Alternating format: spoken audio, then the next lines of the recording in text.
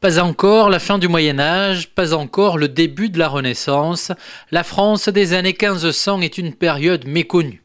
Et au cœur de cette histoire politique et artistique, Anne de Bretagne, épouse de deux rois successifs, Charles VIII et Louis XII, l'enveloppe dorée de son cœur accueille d'ailleurs les visiteurs. La reine Anne, duchesse de Bretagne et reine de France, avait choisi que son corps soit enterré auprès de son époux à Saint-Denis, mais que son cœur soit enterré auprès de ses parents à Nantes.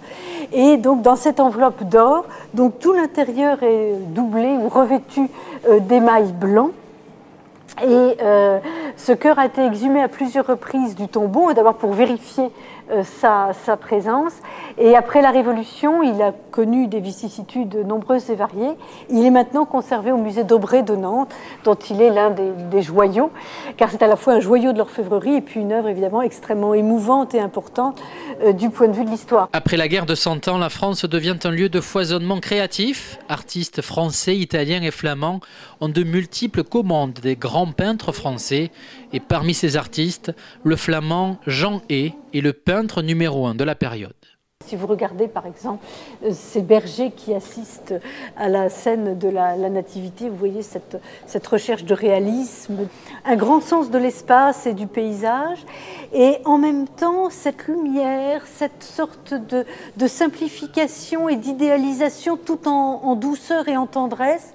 L'art du portrait également que vous percevez complètement avec cette représentation du cardinal Jean Rollin qui n'est absolument pas flatté, mais vous avez un véritable sentiment humain qui transparaît, un ensemble de caractères qui mêlent pour au fond d'humanité, recherche d'idéalisation, grande simplification des moyens, des coloris également d'une grande sophistication, mais qui finalement apparaissent assez sobres, ces alliances de deux bleus, de rose et de vert, ou ces jaunes extrêmement délicats, les touches de rouge. Donc tout ceci qui effectivement ne montre pas, ne font pas de démonstration excessive du métier de peintre, mais révèle cependant un talent de très très haut niveau. Un art sobre et humain.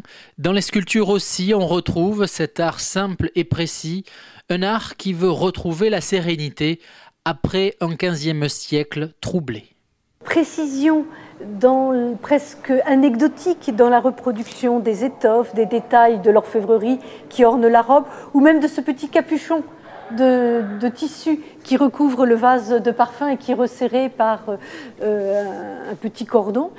Mais en même temps, ces recherches de détails ne nuisent absolument pas à la monumentalité, à la grâce et à la profonde émotion qui se dégage de l'ensemble de la sculpture. La façon aussi de reproduire le très léger froissement de l'étoffe.